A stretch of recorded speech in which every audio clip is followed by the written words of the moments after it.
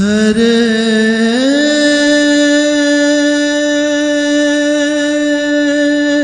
कृष्णा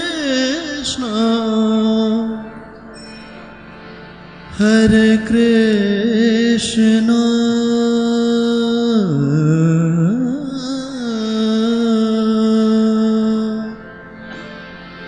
कृष्णा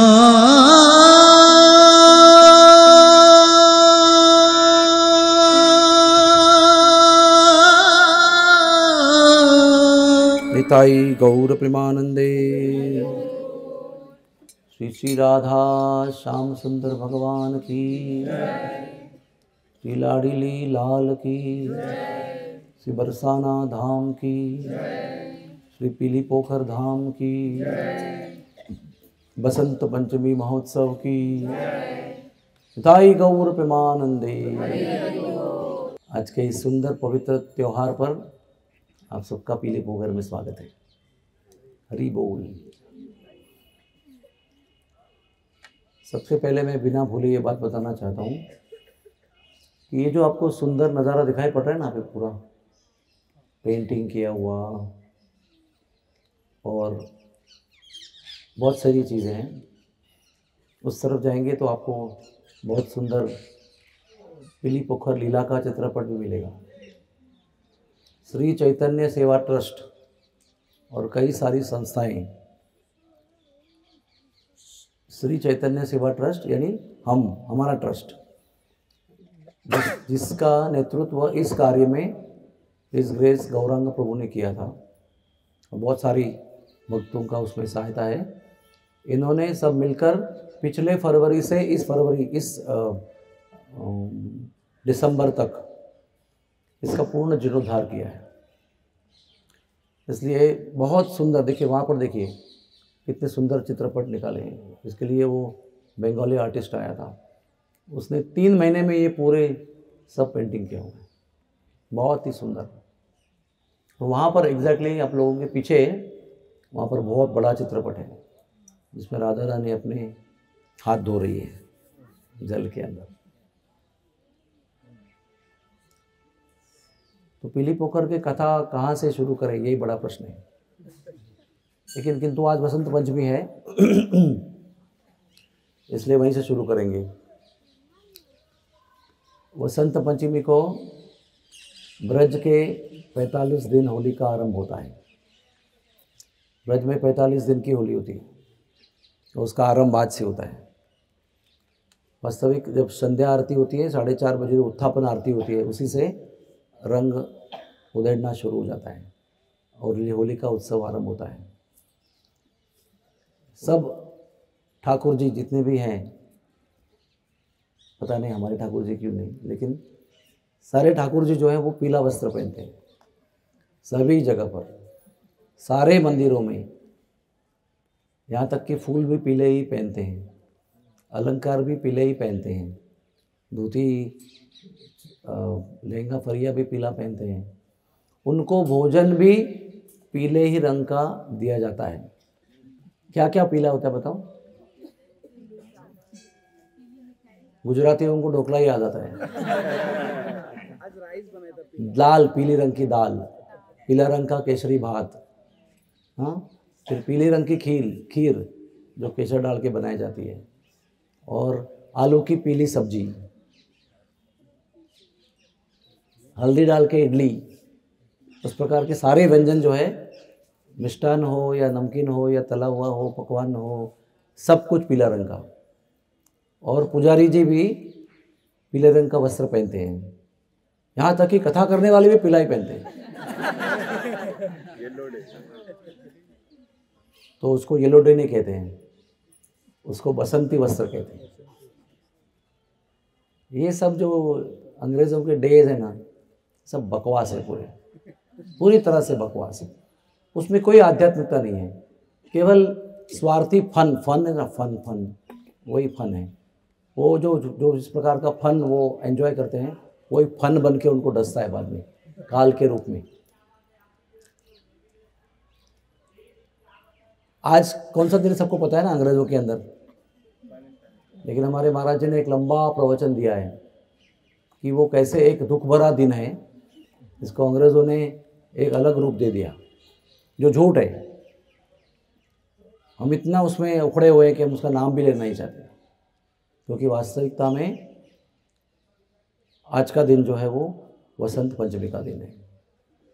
यहाँ पर कोई पहनते नहीं है, अरे आपने पीला पहना है, ऐसा नहीं बोलेंगे। अरे आपने बसंती श्रृंगार किए, बसंती वस्त्र पहने, ऐसे बोलते। अरे आपके बसंती वस्त्र बहुत अच्छे हैं, ऐसे बोलते हैं। ये हमारी संस्कृति है, बहुत प्रिय और बहुत गहरी संस्कृति है। इस संस्कृति को पालन करके हमारी आध्यात्मिक उन्नति होती है। तो ऐसे भी शास्त्र में लिखा है कि आज के दिन से बसंत ऋतु का आरंभ होता है, इसलिए उसको बसंत पंचमी कहते हैं। इस समय आप जहाँ पर जाएंगे ब्रज में या उत्तर भारत में कहीं भी जाएंगे तो सब जगह सरसों के खेत में पीले फूल आएंगे और दूर दूर तक, मील मील तक आपको पीली चादर दिखाई पड़ेगी, बहुत सुंदर। तो जहाँ पर भी खेत उपलब्ध हैं वहाँ पर वो पीले फूल जो है उसको निकाल कर ठाकुर जी का श्रृंगार किया जाता है। तो माला बनाई जाती है, फ्लावर पॉट में रखते हैं, चरणों में, हाथ में, पीछे आगे गुच्छा बना के रखते हैं। तो सरसों के पीले फूलों का बहुत महत्व है इसमें। और बसंत तो एक ऋतु है 6 ऋतुओं में से। तो ये 6 ऋतु जो हैं ये सदैव कृष्ण भगवान और राधा रानी की लीलाओं में सहभाग देने के लिए तत्पर रहते हैं। और कहते हैं वसंत ऋतु ब्रज में सदैव उपस्थित रहता है। और भी एक अद्भुत स्थिति है कि वर्षा ऋतु का अर्थ है कि वर्षा हो रही है, और वैशाख जो ऋतु होता है ना, ग्रीष्म ऋतु में भयंकर गर्मी होती है, और हेमंत शिशिर ऋतु में बहुत ठंडी होती है। लेकिन ये 6 ऋतु जो है हर 2 महीने में एक बार बदलते हैं। तो सारे 6 ऋतु जो हैं वो सदैव एक साथ श्री कृष्ण भगवान को आनंद देने के लिए एक साथ विराजते हैं। कैसे विराजते हैं मुझे नहीं पता है, क्योंकि ठंड के मौसम में ग्रीष्म ऋतु कैसे आ सकता है, ग्रीष्म ऋतु के मौसम में वर्षा कैसे आ सकती है।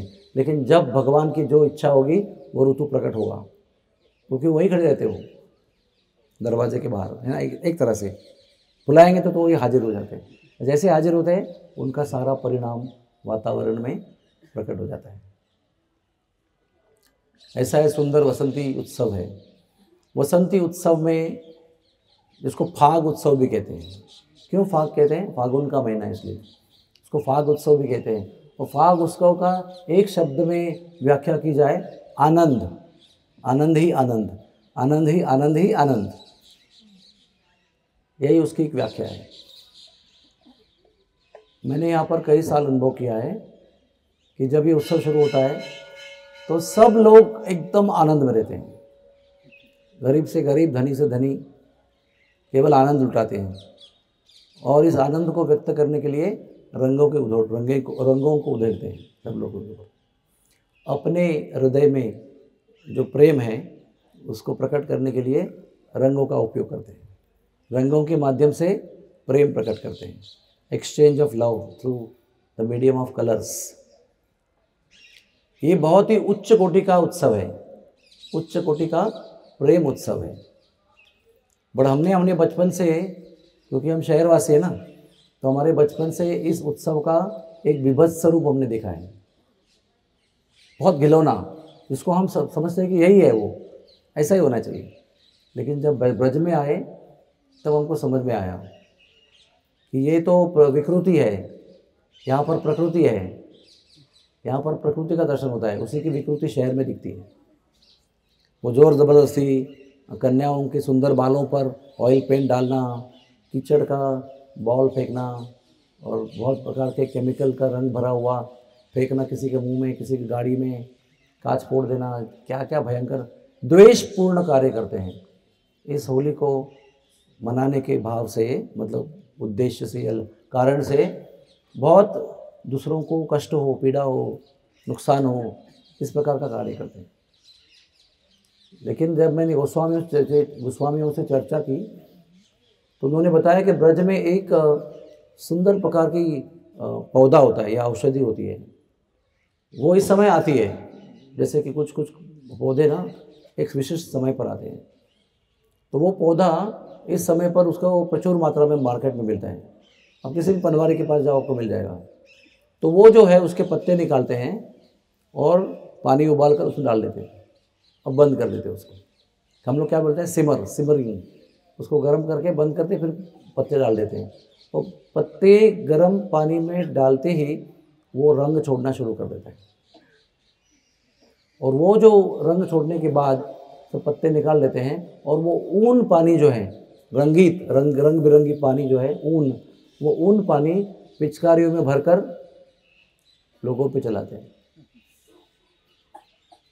आपने कभी अनुभव नहीं किया होगा, लेकिन वो जब जल गुनगुना यानी वार्म, लुक वार्म, वो जब आपके त्वचा पर आता है तो बहुत ही आह्लाद का अनुभव होता है।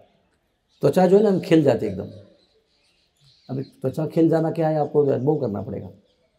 तो जहाँ जहाँ आपको शरीर पे वो रंग आएगा वो त्वचा एकदम खिल जाएगी। और अभी का कोई रंग आएगा तो एलर्जी हो सकती है, खुजली हो सकती है, कान में नाक में डालेंगे तो इन्फेक्शन हो सकता है। तो एक है प्रकृति सत्य स्वरूप, और दूसरा है विकृति जो हम आम दिन में सरेआम देखते हैं। तो ब्रज में आकर यही हमको देखना है कि कौन सी चीज़ें हम गलत होते हुए सही मान रहे हैं, और सही चीज़ क्या है वो सीखने के लिए यहाँ पर आना चाहिए। तो यहाँ पर जो है वो अति उच्च अति उत्कट प्रेम को व्यक्त करने के लिए ये होली का उपयोग होता है। यहाँ तक कि हमारे संस्कृति में ये भी है कि अगर किसी के मन में गिला शिकवा हो, कोई दुख हो, कोई कष्ट हो, किसी प्रकार से मन मुटाव हो गया हो, तो होली का उत्सव का प्रतीक्षा करते हैं, क्योंकि होली के उत्सव में सब गिले शिकवे मिटाए जाते हैं और दुश्मन भी गले मिल जाते हैं। याद आ रहा है ना फिल्मी गाना? हाँ, सबको याद आता है, हंस रहे गाल में ऐसे। अच्छा, सब गिले शिकवे मिट जाते हैं। ऐसा ही हमारे उत्सव है। हमारे मुंबई की तरफ जो उत्सव होता है उसमें जिसके मन में दुश्मनी है वो बढ़ाने के लिए उसका उपयोग करते हैं। शराब बुरा पीते हैं, फिर गोलाबारी करते हैं, मारामारी करते हैं। तो ये हमारे संस्कृति का नाश है। इसलिए प्रामाणिक भक्तों को ब्रज में आकर एक एक उत्सवों का बहुत ही गहरे से अवलोकन करना चाहिए कि हमारी क्या संस्कृति है। अगर हम सनातन धर्मी हैं और हमारे धर्म पर हम विश्वास करते हैं और हमारे धर्म के उत्सवों पर विश्वास करते हैं, तो हम लोग उस उत्सव की धरोहर या जो बुनियाद या गहरा जो सार है उसका, वो अगर नहीं बनाएंगे या नहीं प्रकट करेंगे, नहीं अपने आप में उसको प्रज्वलित करेंगे, तो ये नष्ट हो जाएगा और हमारे बच्चों को बसंती क्या है पता नहीं चलेगा। इसलिए जितने भी लोग यहाँ बैठे हुए हैं, सब लोग ये समझने का प्रयास करो और अपने आगे वाली पीढ़ियों को समझा दो, फिर उनको बता दो कि आपको अपने आगे वाली पीढ़ी को बताना है। क्योंकि उत्सव भारतीय वैदिक संस्कृति का एक प्रमुख आधार है। उत्सव से उत यानी उन्नति होती है, ऊर्ध्व दिशा में प्रगति होती है। उत्सव से सब लोग आनंदित हो जाते हैं, सबका प्रेम बढ़ता है। भारत उत्सव प्रिय देश है। भारत में वैसे कभी मानसिक बीमारियां नहीं होती थी, अभी बढ़ रही है क्योंकि गांवों का शहरीकरण किया जा रहा है। उत्सव नष्ट होते जा रहे हैं, या उत्सव कर रहे हैं तो विभत्स रूप में प्रकट कर रहे हैं, गलत तरीके से। इसलिए क्या हो रहा है कि भारत में भी मानसिक बीमारी आ गई है। भारत तो पूरा उत्सव का भरा देश है। उसमें एक उत्सव समाप्त होते हैं, दूसरा उत्सव शुरू हो जाता है, या तो तैयारियां शुरू होती है आने वाले नए उत्सव की। बीच में समय कहाँ है डिप्रेस होने के लिए? समय नहीं है। दशहरा बनाते बनाते बहुत दिन लगते हैं, वो रावण की मूर्ति बनाने के लिए, फिर जलाना है, फिर थोड़ा थक जाएंगे, फिर सो जाना है। तुरंत दिवाली की तैयारी, फिर मिठाइयाँ बनानी है, फिर घर साफ करना है, फिर क्या क्या खरीदी करना है। तो इसी प्रकार से हम सब लोगों को देखना यह है कि अगर आपको मानसिक बीमारियों से दूर रहना है तो उत्सव मनाइए। हम सब लोगों को बताते हैं, अपने घर पे भी मनाइए। हर उत्सव घर पे भी छोटे स्तर पर क्यों न होना चाहिए, और बालकों को पूछना चाहिए कि माता जी ये क्या है, दादी जी ये क्या है, पिताजी आप क्या कर रहे हैं। जैसे कृष्ण भगवान पूछ रहे ना, बाबा कौन सा उत्सव मनाया जा रहे हो? बोले इंद्र का पूजन है रोए। क्यों कर रहे हैं? तो नंद बाबा सब समझाते हैं उनको। बालक जिज्ञासा कर रहा है और पिताजी समझा रहे हैं कि उत्सव क्यों मनाते हैं, ये उत्सव इसका प्रयोजन क्या है। तो श्री कृष्ण भगवान ये गिरिराज लीला के माध्यम से हमको समझा रहे हैं कि कैसे बालक प्रश्न करते हैं और कैसे माता पिताओं को उत्तर देना है। लेकिन नंद बाबा को पता था, इसलिए पूरा समझाया। आजकल के माता पिताओं को पता नहीं है, कुछ भी ठोक देते हैं। लेकिन वो पता नहीं उनको कि ऐसे झूठ मूठ की जानकारी देने से बच्चों का संस्कार कैसे बिगड़ता है। एक गलत इन्फॉर्मेशन एक कोमल हृदय में आप भर देते हो। इसलिए प्रयत्न पूर्वक स्वयं अपने अपने उत्सवों का अर्थ पढ़िए, ढूंढ लीजिए और प्रयत्न पूर्वक अपने बालकों को वो उत्सव मनाने के लिए प्रवृत्त कीजिए, उनका सहभाग लीजिए। जैसे हम लोग, मैं दक्षिण भारतीय हूँ, तो हमारे घर में जब भी कोई उत्सव होता है तो केले के पत्ते पर भोजन करते हैं। और हमारी साउथ इंडियन जो लुंगी है वो पहनते हैं, ऊपर से कुर्ता पहनते हैं वगैरह। तो जब वो केले के पत्ते घर आते हैं तो बच्चों को समझता है कि आज उत्सव है, फेस्टिवल है कोई। और हर एक उत्सव के अलग अलग भोजन होते हैं, फिक्स्ड होते हैं। राधाअष्टमी को कर्पूर डालकर बनाई हुई खीर बनाई जाती है। होली जब आती है तो होली में पूरण पोली बनाते हैं, है कि नहीं। मकर संक्रांति में तिल के क्या कहते हैं उसको, वो होता है ना, क्या नाम, गजक बनाते हैं। तो गजक आ गया मतलब अब मकर संक्रांति आने वाली है। ये हमारी संस्कृति है। खाने के पदार्थ में संस्कृति है, पहनने में संस्कृति है। अलग अलग प्रकार के उत्सव अलग अलग समय पे आते रहते हैं। तो होली के कुछ नियम बताता हूँ मैं आपको। बड़ों को होली ऐसे रंग जो है वो हाथ में और पैर में लगाकर दंडवत करना है। और बड़ों को छोटों के लिए क्या करना है, प्रेम से उनको आशीर्वाद देना है और रंग लगाना है बड़े प्रेम से। और जो एक समवयस्क है, हाँ, उनको ही गाल में ऐसा मल के हंसना वगैरह सब उनके खाली दोस्तों के लिए है। और एक बात और याद रखना, होली किसी भी अनजान व्यक्ति के साथ नहीं खेलते कभी भी। जिनके साथ प्रेम है उनके साथ होली खेली जाती है, प्रेम को बढ़ाने के लिए। न जान न पहचान और कोई भी आके रंग लगा रहा है, ये संस्कृति शहरी है, ये काम की संस्कृति नहीं है। कोई भी व्यक्ति आपके गालों को हाथ नहीं लगा सकता है। लेकिन उद्दंड संस्कृति होती है तब ये सब होने लगता है। फिर आतंक भी होता है, फिर गुनाह भी होते हैं, विकृति आ जाते सब। तो ध्यान रखना इस बात का। हम जाके गुरुजी को जाके ऐसे गाल में रंग नहीं लगाते। अगर लगाने का अवसर भी आता है तो उनके हाथ पे लगाते हैं ऐसे, या उनके पैर पे लगाते हैं और प्रणाम करते हैं, उनका आशीर्वाद लेते हैं। उनकी इच्छा हुई तो वो ऐसे लगा सकते हैं। बहुत सोबर और बहुत मृदु और मुलायम और गहरा उत्सव है ये। मस्ती करने का उत्सव नहीं है, आनंद बहुत है उसके अंदर, लेकिन मित्रों के और प्रेमियों के बीच होने वाला उत्सव है। अभी हम देखते हैं ना, राधा श्याम सुंदर जी, गोपियाँ, ग्वाल बाल कैसे होली खेलते हैं।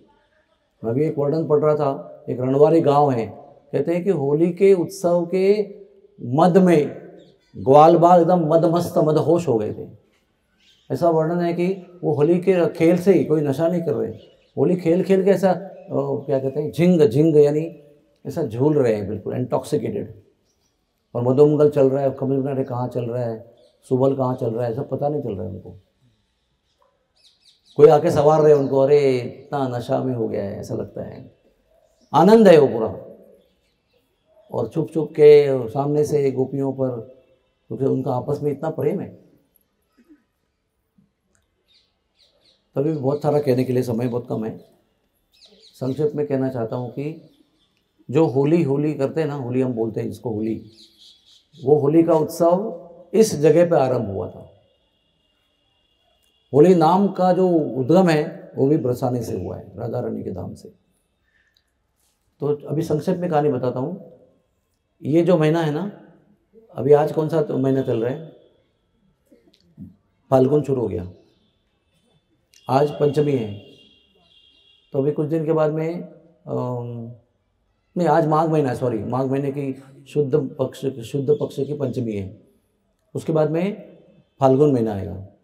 तो फाल्गुन महीने के शुद्ध पक्ष के नवमी को यहाँ पर लट्ठामार होली होती है, विश्व प्रसिद्ध लट्ठामार होली। वो भी कोई मस्ती का खेल नहीं है, लट्ठा मारते हैं लेकिन इतना प्रेम से मारते हैं, आप देखोगे ना हैरान हो जाओगे आप, इतना प्रेम उसमें प्रकट होता है। और उसमें भाग लेने के लिए 5 साल से लड़की के लेकर ले से बुढ़िया भी उसमें भाग लेती है, कूद कूद कर ग्वाल बालों को पीटती है। उसको रंगीली होली कहते हैं। तो रंगीली होली फाल्गुन शुद्ध नवमी को होती है। फाल्गुन शुद्ध अष्टमी के दिन नंदगांव से ब्राह्मण कृष्ण भगवान की ओर से, श्याम सुंदर जी की ओर से आमंत्रण लेकर आता है बरसाने में। तो वो यहाँ पर आता है, उसको कहता है, उसका नाम है पांडे, ब्राह्मण है वो। तो इस लीला का नाम है पांडे लीला। पांडे लीला, यहाँ की भाषा में पांडे लीला बोलते हैं उसको, लेकिन पांडे लीला है वो। तो यहाँ पर वो अकेला बेचारा निमंत्रण लेके आता है श्याम सुंदर की ओर से राधा रानी के लिए। तो सब सखियाँ उनको पीली पोखर के किनारे पे घेर लेते हैं और चारों तरफ से पिचकारी से रंग मार मार कर उसको पूरा धो देते हैं कम्प्लीटली। वो बेचारा अकेला सारी जवान नटखट शरारती कन्याओं के सामने एकदम हार जाता है बेचारा वो। उसमें राधा रानी नहीं रहती उस समय, लेकिन थोड़ी देर से आती है। तो क्या देखती है, बेचारा पांडे इतना प्रेम से निमंत्रण लेके आया है, मेरी सारी नटखट शरारती गोपियाँ फ्रेंड्स को परेशान कर रही है। तो सबके बीच में जाकर पांडे को मुक्त करती है और क्षमा मांगती है उसकी कि मेरे सहेलियों का अपराध मत लेना, ये ऐसी ही शरारती है, बहुत नटखट है, इसको क्षमा कर देना।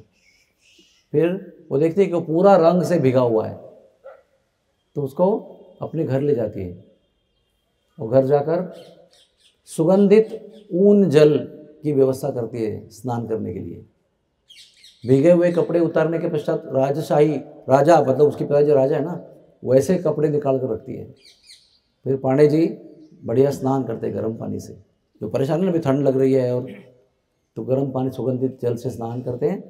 फिर राजशाही वस्त्र पहनाते हैं उसको, देख पहनता है वो, सिंहासन पर बिठाते हैं कि आरती पूजा चरण प्रक्षालन यानी चरणों का अभिषेक करके उसको मिष्टान बहुत सुंदर सुंदर भोजन खिलाते हैं। राधा रानी एक प्रकार से ब्राह्मणों का शास्त्रोचित सत्कार भी कर रही है और जो उनकी सहेलियों ने अपराध किया उसकी क्षमा भी ले रही है।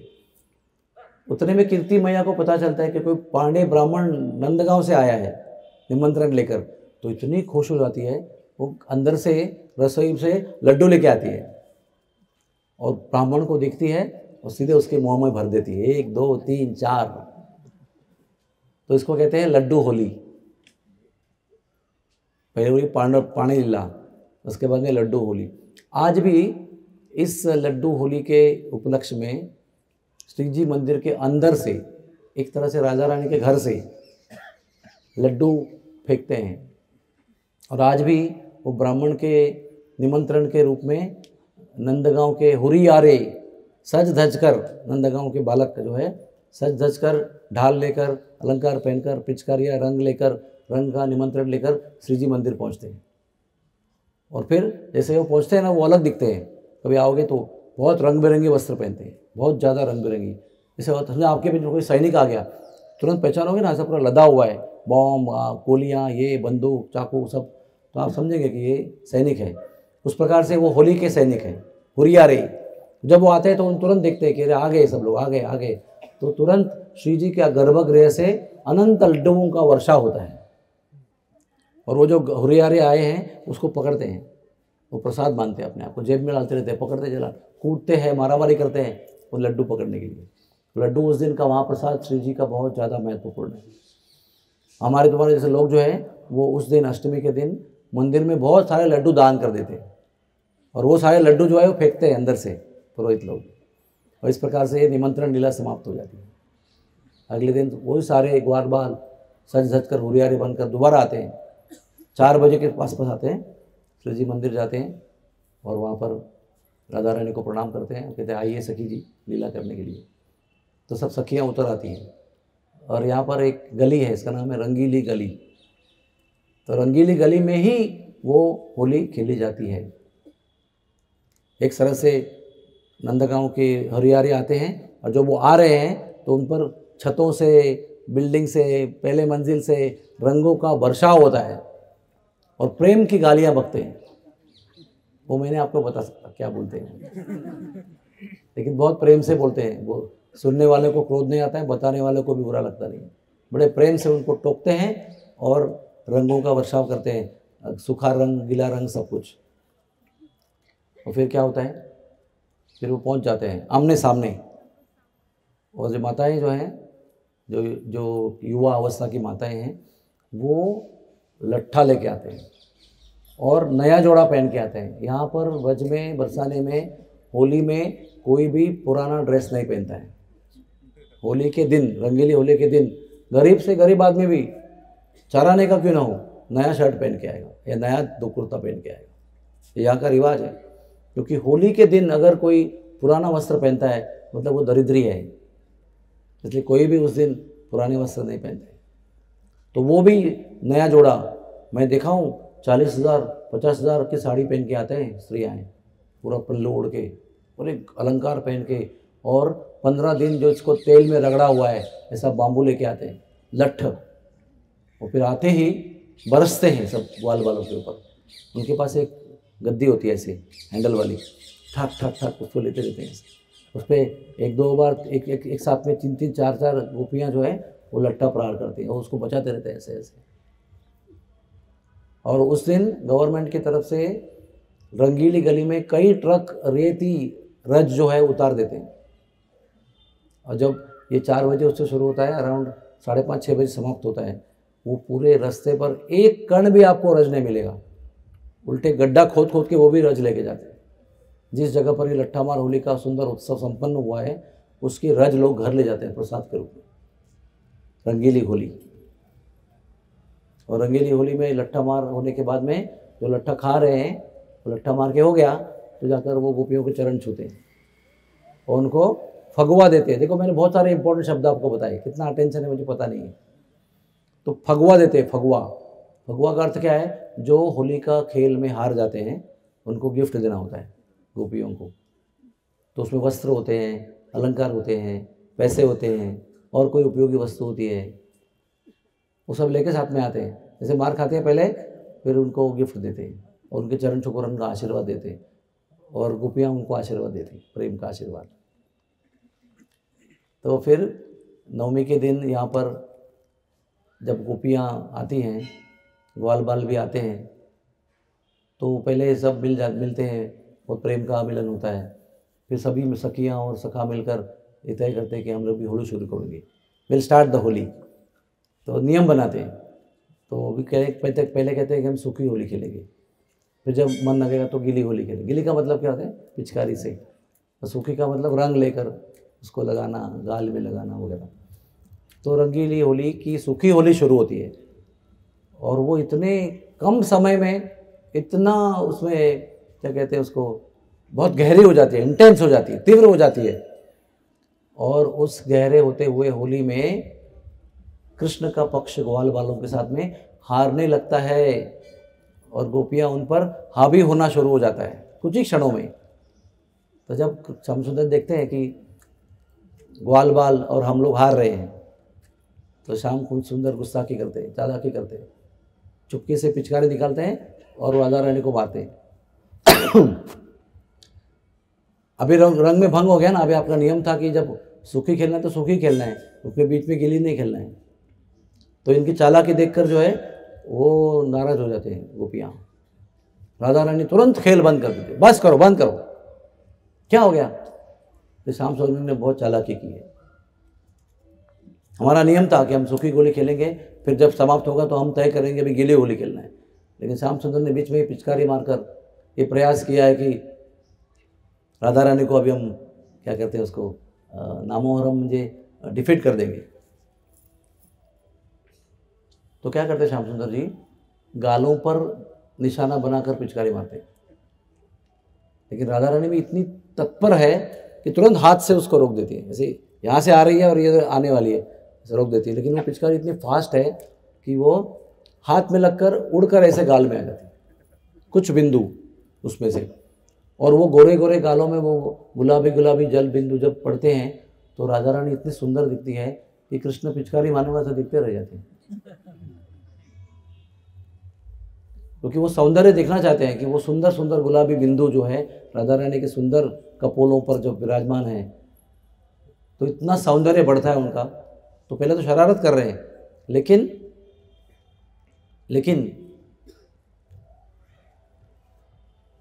वो क्रोध में उसका रूपांतर हो जाता है। फिर जब जैसे ही वो दिग्मूढ़ हो जाते हैं, देखते रहते हैं, तो क्या होता है, तुरंत सखियाँ आकर उनको पीछे से हाथ मरोड़ कर अरेस्ट कर लेते हैं। वो सब कुछ मैं आपको बताने के लिए मेरे 5-10 वाक्य लगे, लेकिन एक क्षण में हो जाता है।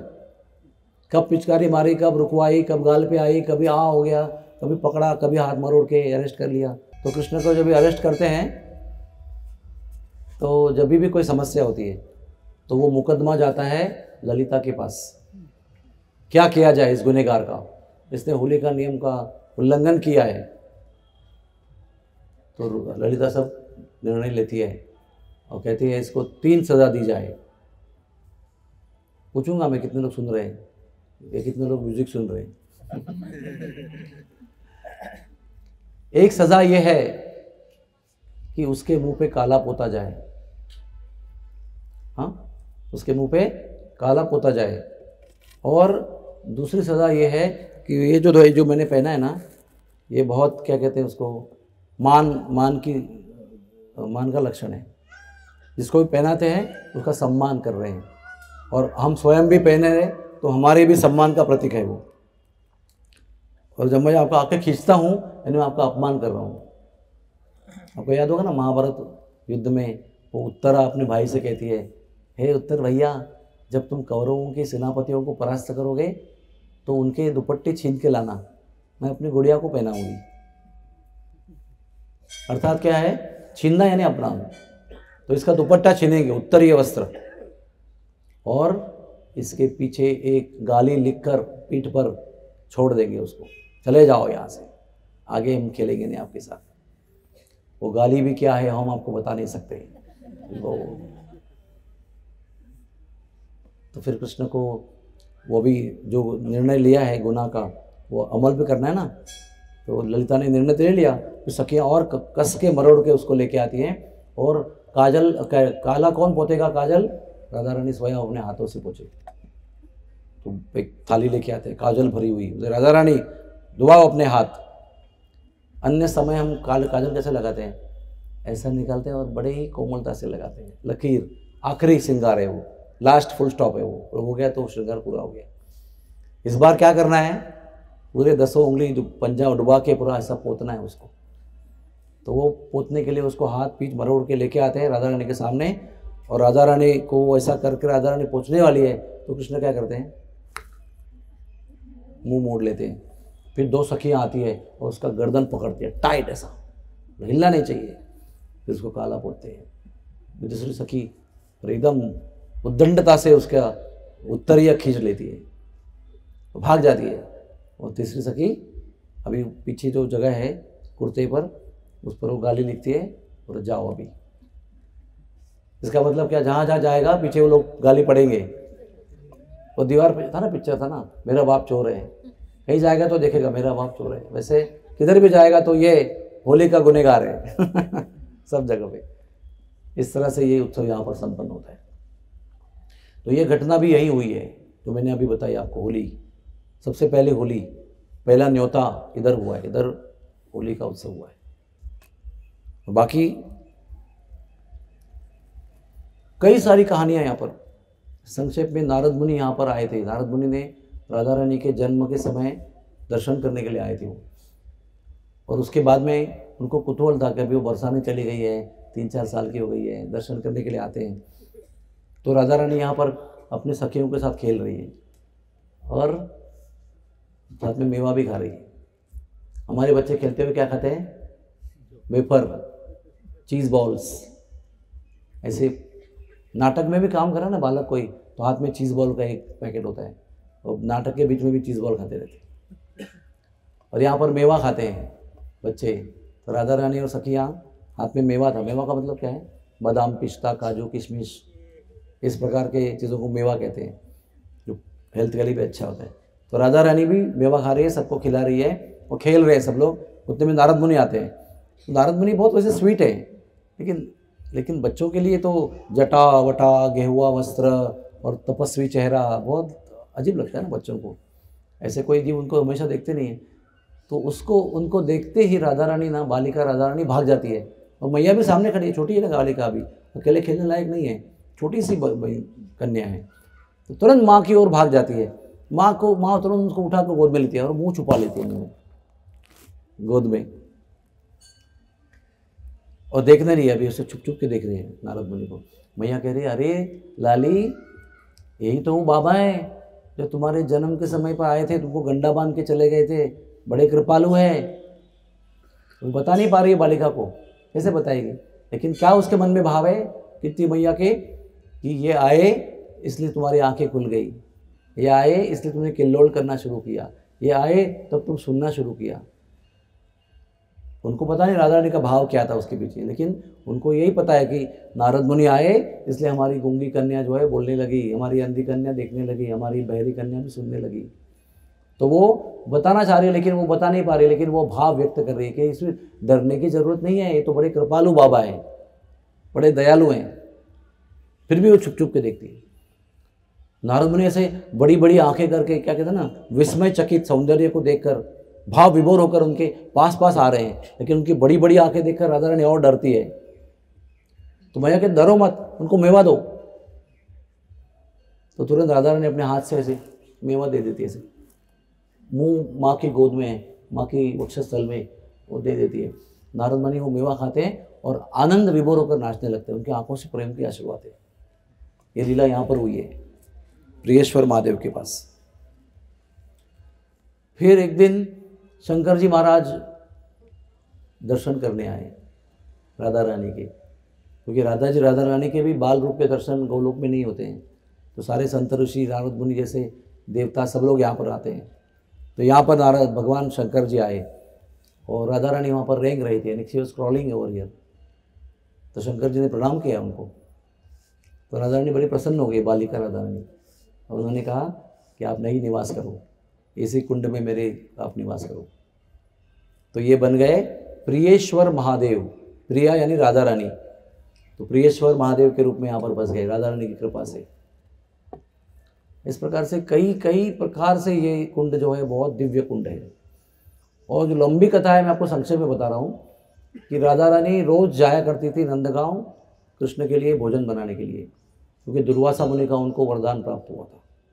बाय द वे इस कुंड का नाम प्रिया कुंड भी है। प्रिया यानी प्रिया का कुंड, लेकिन ये कुंड विश्वानु महाराज का है और ये राधा रानी का स्नान करने का प्रिय स्थल है, इसलिए उसका नाम प्रिया कुंड भी है। लेकिन एक समय इसका नाम पीली पोखर हो गया। पोखर का मतलब जलाशय, हाँ, तालाब कह सकते हैं आप, सरोवर कह सकते हैं, उसको पोखर कहते हैं। तो दुर्वासा मुनि ने एक बार राधा रानी को वरदान दिया कि तुम्हारे हाथ में से जो भी खाना बनेगा वो अमृत से भी अधिक स्वादिष्ट होगा, जो पाएगा वो रोग मुक्त होगा और विजयी होगा। तो ये खबर इतनी शुभ खबर थी कि सारे ब्रज में फैल गई। वो नंदगांव में भी गई, यशोदा को भी पता चली। तो यशोदा एक बार यहाँ पर आई और उन्होंने कीर्ति मैया से रिक्वेस्ट की कि तुम्हारी कन्या को मेरे बालक के लिए भोजन करने को भेजना, भोजन बनाने के लिए। तब से राधा रानी रोज जाने लगी, आना जाना चालू हो गया। तो एक दिन यशोदा मैया ने भाव विभोर होकर इस कन्या का सौंदर्य, कला, कुशल, शालीनता, कुलीनता, सद्गुण संपन्नता सब देखकर भाव विभोर हो गई यशोदा रानी और गले लगाया उसको प्रेम से, प्रेम के आंसू बहाकर उसको भिगो दिया उसने। और उसी भाव विभोर के स्थिति में उसके हाथों में हल्दी मल दिया, यानी वाग निश्चय कर दिया, एंगेजमेंट कर दिया। वो दोनों भाव विभोर थे, राधा रानी भाव विभोर थी, ये भी भाव विभोर थे। अरे संकोच में आ गई, बहुत शर्मा गई और राधा रानी की गोद में बहुत अच्छी तरह से आलिंगन दिया। फिर वहाँ से निकले, जब वहाँ से निकले तो यहाँ पहुँचे तो एक प्रकार से होश में आ गए। अरे बाप रे, माता पिता को बताए बिना कहीं जाकर कुछ घटना हो गई जो हमारे संस्कृति में नहीं है। आजकल हमारी ये संस्कृति हो गई है, खुद जाना, एंगेजमेंट क्या, शादी करके आना। सुबह कॉलेज गया था, शाम को एक लड़की को लेके आया और बोलता है मामा, mom and pop, she is my wife, I married her today.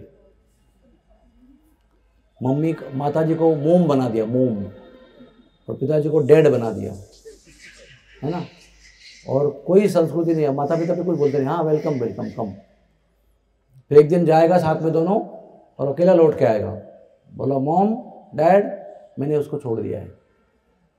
So simple, love at first sight, divorce at first fight, ये अपना संस्कृति हो गया है। लेकिन पुराने ज़माने में माता पिता के सम्मति आशीर्वाद के बिना विवाह नहीं होता था। ये लव मैरिज की पद्धति जो है हमारे संस्कृति में नहीं है, लेकिन उसका भी एक रिवाज है। अपने वर्ण के साथ समगुण समवर्ण जिसका है उसके साथ में ही प्रेम होता है। वो ऐसी कहानी है हमारे पास, लेकिन इस प्रकार की कहानी नहीं है। तो उनको क्या लगा, अरे हमने तो संस्कृति को तोड़कर, माता पिता ने भेजा था भोजन बनाने के लिए और हम एंगेजमेंट करके आए, तो बड़ा संकोच हो गया। ऐसा ही समय था, संध्या का समय, अंधेरा भी नहीं है और दिन भी नहीं है। तो यहाँ पर उनको लगा अरे बाप रे क्या करेंगे, फिर समस्या, फिर मुकदमा ललिता के पास, ललिता क्या करें। तो कह रही बाप रे अच्छा एक मेरे पास उपाय है, ये कुंड जो प्रिया कुंड आपका कुंड है, पिताजी का कुंड है, स्वच्छ जल का कुंड है, इसमें हाथ धो लो। इस समय यहाँ पर कोई नहीं है, अंधेरा भी है, तुरंत धो लो, हम ही लोग हैं, तुरंत घर चले जाएंगे, किसी को नहीं बताएंगे। तो राधा रानी ने फिर हाथ धो लिए। यहाँ पर जब हाथ धो रही थी तो सखियाँ देख रही थी, अरे पूरा कुंड पीला हो रहा है, पूरा कुंड पीला हो रहा है। अरे सखी, अरे राधा रानी भागो यहाँ से, दिख रहा है कि तुम्हारे हाथ से रंग जो निकल रहा है वो पूरे कुंड को पीला कर रहा है, तो सारा संदेह आपके ऊपर होगा, चलो जल्दी, धुल गया आपका हाथ। और फिर सभी सखियों ने उनको खींचा और वो सब हंसते गिगलते हुए ऊपर चले गए घर पे अपने। और दूसरे दिन जब ही अपना सवेरे के काम करने के लिए सभी ब्रजवासी कुंड पे आए तो उन्होंने देखा सारा कुंड पीला हो गया है। वो मन ही मन में उन्होंने कहानी बना ली कि ऐसा हो गया होगा, और भाग के गए वृषभानु महाराज और कीर्ति माता जी के पास उनको धन्यवाद देने के लिए, यानी धन्यवाद यानी बधाई देने के लिए, बधाई हो बधाई हो, बहुत दिन से हमारे मन में जो बात थी वो आपने कर दी, बहुत बधाई हो। तो माता पिता को बड़ा आश्चर्य होता है, और राधा रानी को देखते हैं, नीचे सर कर दिए। मौनम सर्वार्थ साधनम, है ना, मूक सम्मति कहते हैं उसको, एक प्रकार से मान लिया हाँ सही बात है। तो क्रोध आने के बदले में उन्होंने उत्सव मनाया, क्यों कि उनको भी ये मन में बहुत दिन से इच्छा थी कि कैसे प्रपोज करें, कन्हैया सबसे बड़ा अच्छा लड़का है इसके लिए, योग्य लड़का है, तो वे कैसे बात छेड़ें, कहाँ से शुरू करें। तो उन्होंने ये शुरू किया, हमारा काम आसान हो गया। बड़ी लंबी कहानी है। तो राधा रानी के हाथ यहाँ धोए हुए हैं, इसलिए जो है पीली पोखर बन गया। तो बहुत सारे अर्थ हैं इसके अंदर। कृष्ण भगवान उसके बाद में यहाँ पर आए और देखा रोज के रोज आते थे ना छुप छुप कर, तो स्वच्छ जल था पूरा, और दूसरे दिन आए तो देखा तो पूरा पीला हो गया ये। तो वो पानी में कूदे, ये पुकारते हुए, ये पीली वस्तु क्या है, ये पीली वस्तु क्या है, ये पीली वस्तु क्या है। तो पानी में कूदते हैं तो पूरा जो ये आसमंत है ना, पूरा ये गूंज रहा है वो आवाज़ से, वो प्रश्न से, पीली वस्तु क्या है, पीली वस्तु क्या है। फिर जब पानी से बाहर आते हैं ना तो वो नीले कृष्ण जो है पूरे पीले होकर बाहर निकलते हैं, फिर भी पुकार रहे हैं ये पीली वस्तु क्या है, ये पीली वस्तु क्या है। ग्वाल बाल उनके पीछे पीछे आते हैं और देखते हैं कि कृष्ण का कुछ गड़बड़ हो गया है। जब वैसे बाहर आता है तो सखाओं को वो पूछने लगता है कि कृष्ण कहाँ है, बताओ मेरा प्राण प्रिय कृष्ण कहाँ है, मेरा हृदयनाथ कृष्ण कहाँ है, मेरा प्राण कृष्ण कहाँ है। तो बाल बाल कहते हैं अरे कन्हैया तू ही तो कृष्ण है, नहीं बता मेरा श्याम सुंदर कहाँ है। अभी उनको बड़ी समस्या हो गई है, श्याम सुंदर स्वयं प्रश्न कर रहा है, मतलब श्याम सुंदर को पर कोई टोना हो गया है, कोई जादू हो गया है कि वो अपने आप को ही भूल गया है। फिर पता चलता है कि वो राधा रानी के भाव में है, रंग केवल नहीं बदला है, भाव भी बदल गया है, हृदय भी बदल गया है, पहचान बदल गई उसकी, और पूछ रहा है। तो ग्वाल बाल तो बार बार कह रहे अरे कन्हैया बावड़ा है होगा, अरे तू ही तो श्याम है, तू ही तो श्याम सुंदर है। तो ना श्याम सुंदर जी परेशान हो जाते हैं, क्योंकि उनको बालकों के साथ, बालकों की तरफ से ये उत्तर अपेक्षित नहीं है।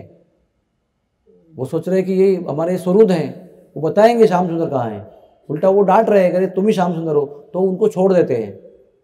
फिर जाकर पेड़ों को, पौधों को, फलों को, फूलों को, जानवरों को, हिरणों को, मोरों को, तोतों को, सबको पूछना लगते हैं कि श्याम सुंदर कहाँ है, श्याम सुंदर कहाँ है।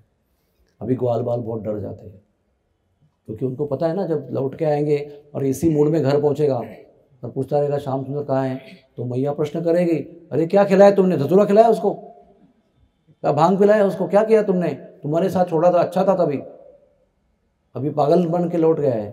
तो उनको टेंशन था उसका कि क्या करें इसका। वो ना शाम तक इसी भाव में रहते हैं श्याम सुंदर जी।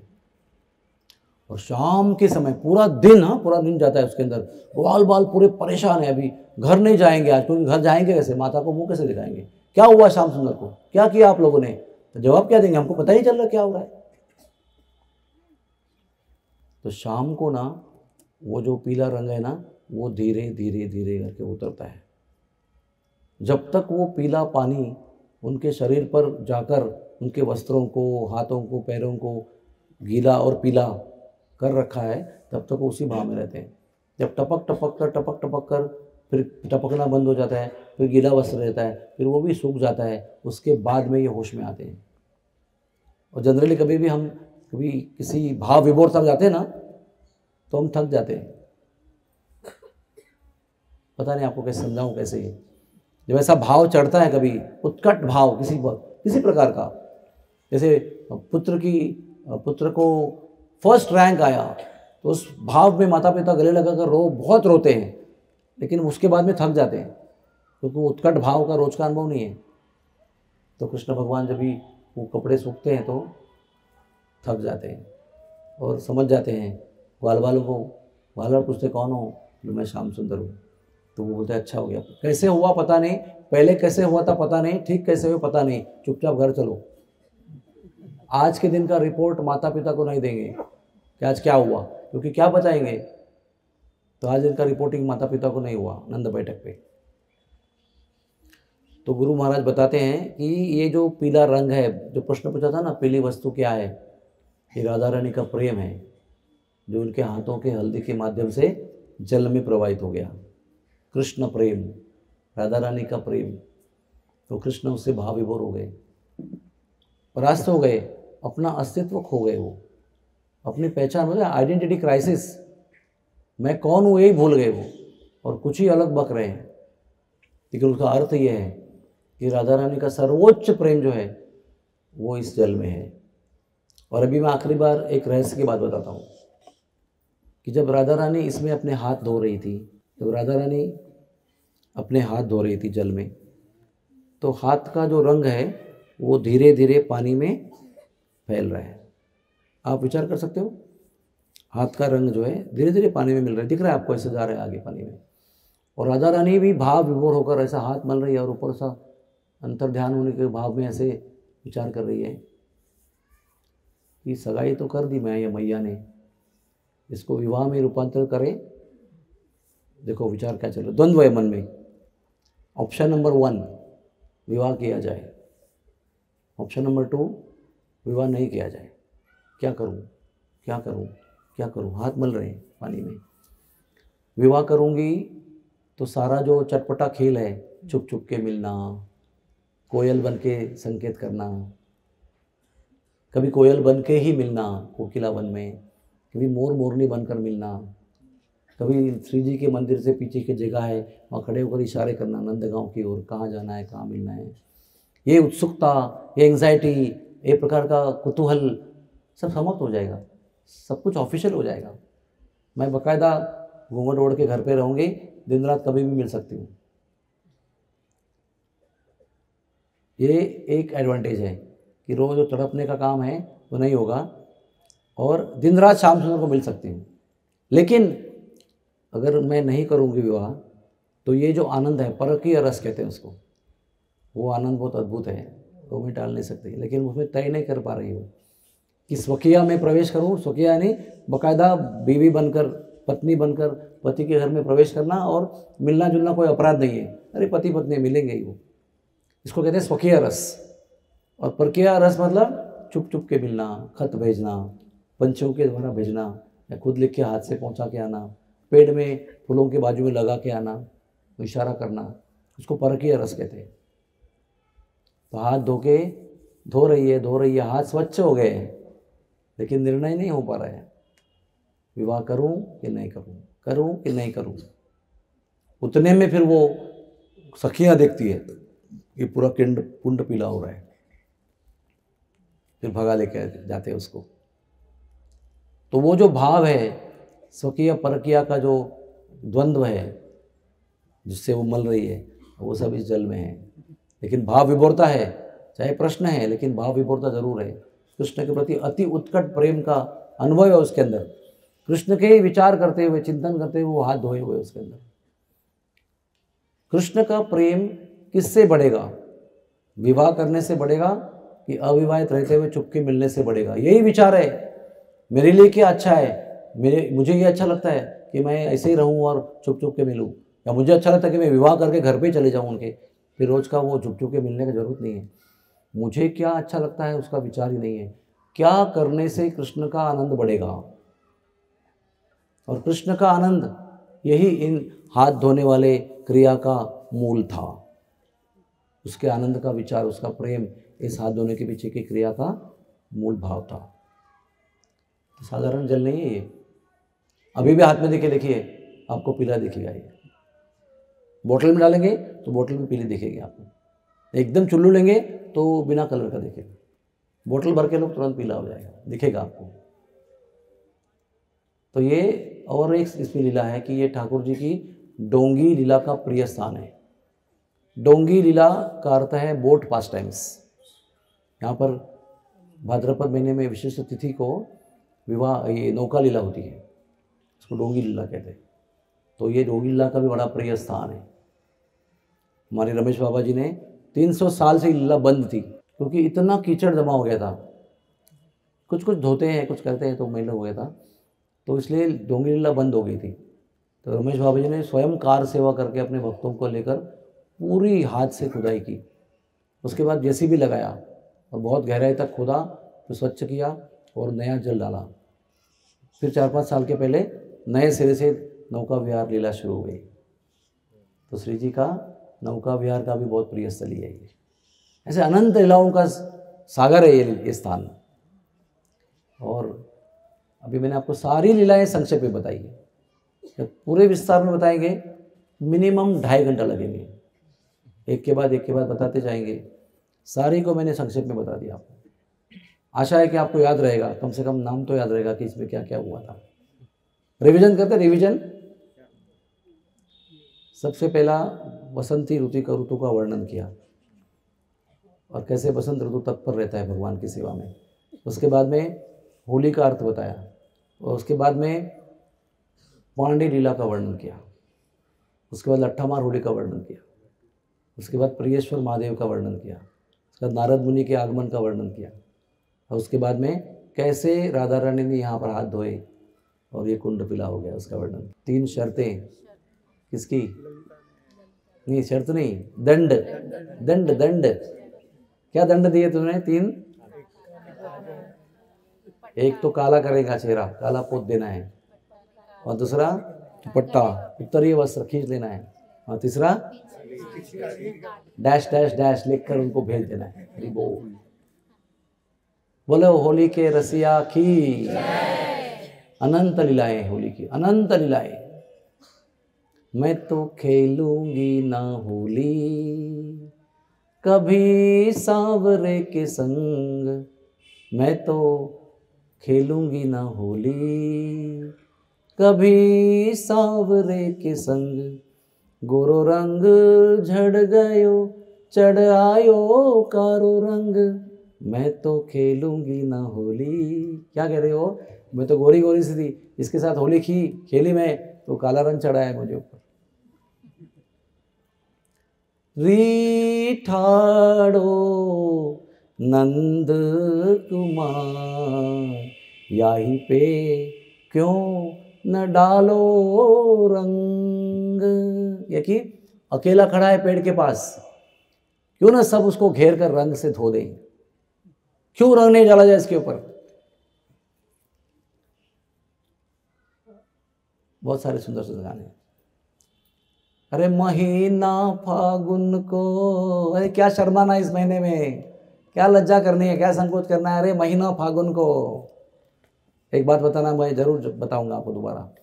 तो ये है कि हमारे ठाकुर जी जब ही निकलते हैं नंदगांव से, वो लंबी लंबी कहानी क्या बताऊँ, तो जब निकलते हैं बड़ा सज धज के पूरा पैक करके निकलते हैं। हाँ, ये गुलाल यहाँ, अबीर यहाँ पर, हाँ, अरे मेरे मुख पे अबीर, मुख पे अबीर, कान्हा ने कैसी मारी, ए मारी हमारी रे, मेरे मुख पे अबीर, मुख पे अबीर, कान्हा ने कैसी मारी। इसका पूरा स्टॉक लेके निकल रहे हैं और साथ साथ में पेटी, मतलब पेटारा क्या कहते हैं, संदूक भर भर के गिफ्ट लेके जा रहे हैं, जो होली में हारने के बाद हारने वाला पक्ष जीतने वाले पक्ष को देते जाता है।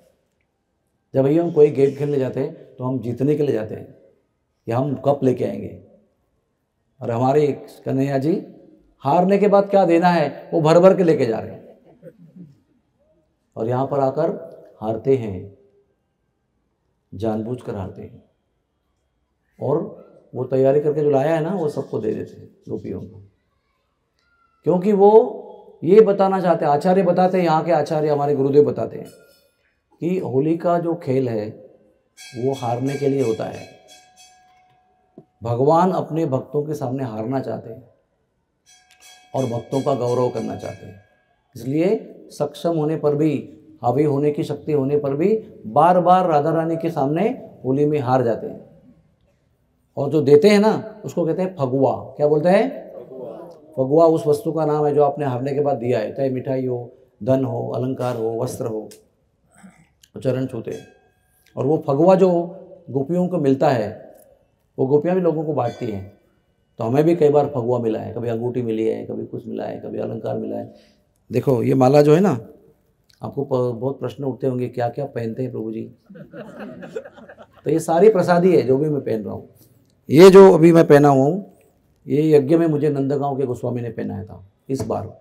अभी आज बसंती है इसलिए मैंने संभाल कर रखा था उसको। ये पिछले साल का फगुआ है जो मुझे रस मंदिर में दिया गया। ये तो जानते हैं आप, नरसिंह पवित्र है। और ये जो है वो नंदगांव के बरसाने के एक सन्यासी ने अपने हाथ से प्रेम से बना दिया है। इसके अंदर राधा कृपा कटाक्ष, ब्रज रज, तुलसी दल, जगन्नाथ अष्टकम, बहुत सारे अष्टकम यहाँ पर लिख के रखे हुए हैं, उसको पैक कर दिया है। और आपको मैं एक बहुत मज़ेदार वस्तु दिखाता हूँ जिसका होली के साथ कनेक्शन है। तो ये है कि हम लोग बहुत पहले ना कैंप लगाया करते थे, अभी भी लगा रहे हैं, लेकिन बहुत पहले हम लोग स्वयं ड्राइविंग करके दवाई लेके सब जगह भागते थे। फिर ट्रेन में, कभी बस में, कभी एसटी में, कभी किस में, पालघर में। तो एक बार ट्रेन में मेरी बीड बैग गुम हो गई। तो बीड बैग गुम होना बहुत बड़ी बात है। गुरु महाराज के सामने संकोच जाना पड़ता, महाराज जी सॉरी। तो महाराज जी को बताया ऐसे ऐसे कैंप में जा रहा था, बहुत सारा सामान था, तो वो बीड बैग वो चर्च के ट्रेन में रह गई। तो ट्रेन बीड बैग गुम हो गई, दीक्षा वाली बीड्स गुम हो गई, तो बड़ा संकोच था। तो हमने रमेश चंद्र गोस्वामी को ही बात बताई, महाराज जी हमारा बीड बैग गुम हो गई। तो रमेश चंद्र गोस्वामी नंदगांव के जो गोस्वामी हैं, उन्होंने ये जो माला है, जो किसी सन्यासी ने गोवर्धन में रहते हुए अपने घर की तुलसियों का ये माला बनाकर, ये छोड़ी बनाकर रखी थी। ये माला जो मणि बनाकर अपने घर के तुलसियों को जाने के बाद में सुखाकर उसको घिसाकर मणि इकट्ठा कर करके अपने हाथ से ये माला बनाई हुई है एक सन्यासी ने। और वो रमेश जी गोस्वामी को भेंट में दी थी। उन्होंने हमको ये भेंट में दी और हमने महाराज को दी। वो महाराज रंगीली होली के दिन इस समय उसी समय यहाँ पर थे। उस दिन महाराज यहाँ पर थे और पहचान में नहीं आ रहे थे, इतने रंग से रंगे हुए थे, इतने रंग में रंगे हुए थे, कितने विविध प्रकार के रंग थे। और वो मान मंदिर के नीचे खड़े होकर ऐसे जप कर रहे थे इसके ऊपर, और वही पूरा माला किया और मेरे को दे दिया, ये लो। तो ये विशेष होली की प्रसादी है, ऐसा है। उसके बाद में गुम नहीं हुई। प्रार्थना करना कि बची रहे बढ़िया माला। कितना मतलब इतना दिव्य प्रेम और इसके अंदर शक्ति है गुरु महाराज के प्रेम की, गोस्वामी के प्रेम की, गोस्वामी के ऊपर जो उनको प्रेम था, और बनाने वाले भी बहुत शुद्ध सन्यासी विरक्त भक्त थे। ऐसा पूरा सीक्वेंस है इसके पीछे। तो ये कोई मतलब स्वयं को चमकाने के लिए नहीं पहने हैं, ये पूरी कृपा और आशीर्वाद है। ये प्रार्थना करते करते पहनता हूँ ताकि एक अच्छी कथा बोल सकूँ। और ऐसे नहीं है, इधर 3 है, घर में बहुत पड़े हुए हैं, बड़े बड़े बॉक्स भरे हुए हैं। और हर बार जब आता हूँ तो मिलते रहते हैं। यज्ञ किया तो 3 वस्त्र मिले, 2 मैंने किसी को दे दिए, किसी को बालक हुआ उसको भेज दिए, ऐसे देते भी रहता हूँ, लेकिन ये नहीं दूंगा किसी को। जय जय Shri Radhe Shyam. Thank you very much. जय हो श्री राधे श्याम।